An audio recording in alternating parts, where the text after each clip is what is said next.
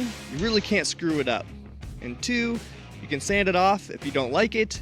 And 3, if I plan on doing a restoration down the road, it's really not in the way and it's easy to cover up later. It is really fun to experiment with and explore different looks.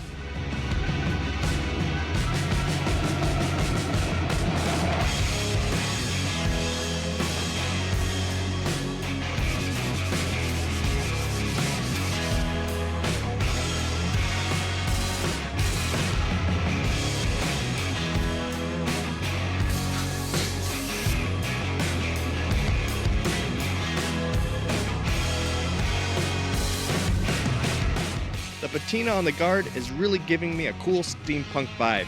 It looks original and ties the old saw and new guard together well.